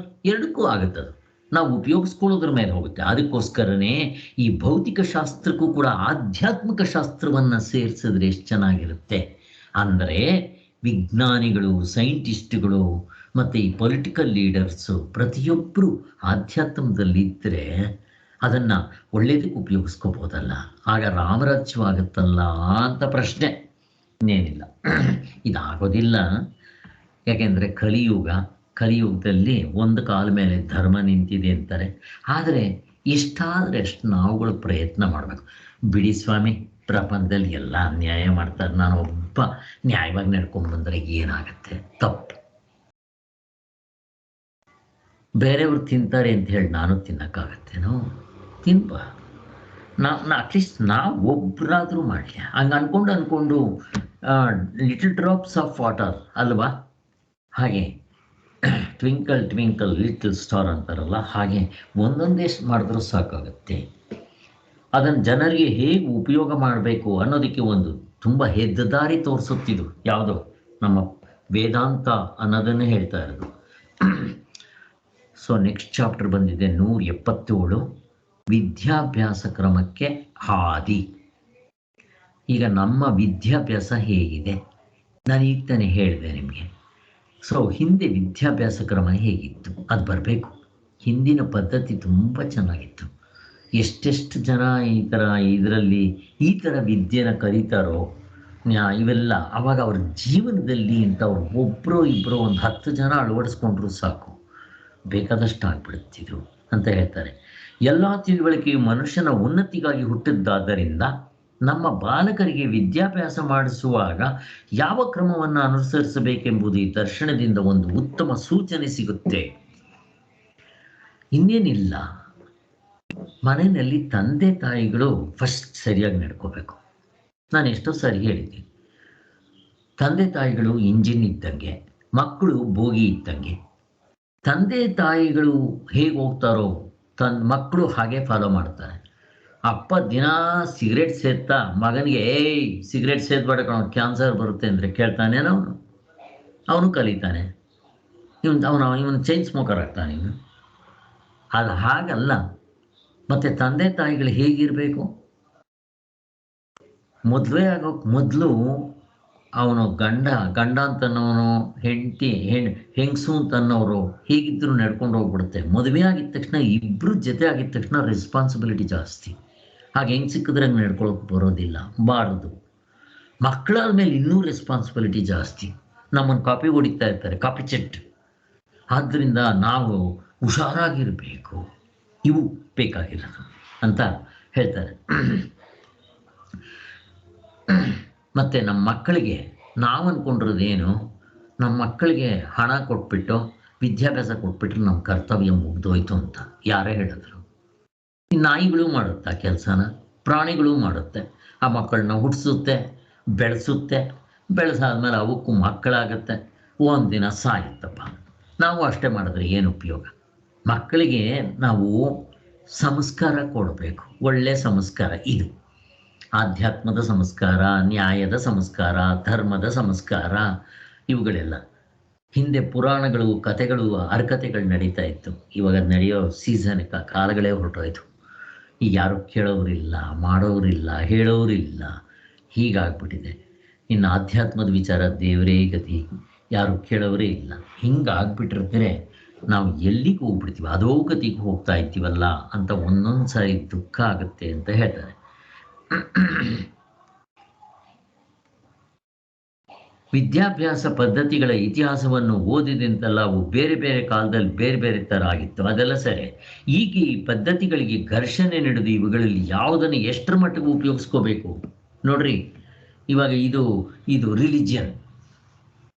ಈಗ ಅಲ್ಲಿ ಏನು ಹೇಳಬಾರ್ದು ದೇವರ ವಿಚಾರಗಳು. ಯಾಕೆ ಅಂತಂದರೆ ಇವ್ರಿಗೆ ಹೇಳಿದ್ರೆ ಅವ್ರ ರಿಲಿಜನ್ ಅವ್ರ ಕೋಪ, ಅವ್ರಿಗೆ ಹೇಳಿದ್ರೆ ಈ ರಿಲಿಜನ್ ಅವ್ರ ಕೋಪ.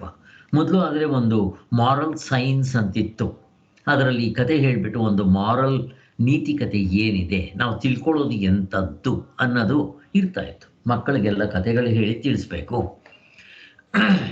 ಶಿವಾಜಿ ತನ್ನ ತಾಯಿ ಶಿವಾಜಿಗೆ ವೀರರು, ಧೀರರು, ಶೂರರು, ಧೈರ್ಯವಂತರು ಕತೆಗಳನ್ನ ಹೇಳ್ತಾ ಇದ್ಲಂತೆ. ಅದಕ್ಕೆ ಅವನು ವೀರ, ಶೂರ, ಧೀರ, ಭುಜಬಲ, ಧರ್ಮದಿಂದ ನಡ್ಕೊಳ್ಳೋ ಥರ ಆದ ಶಿವಾಜಿ.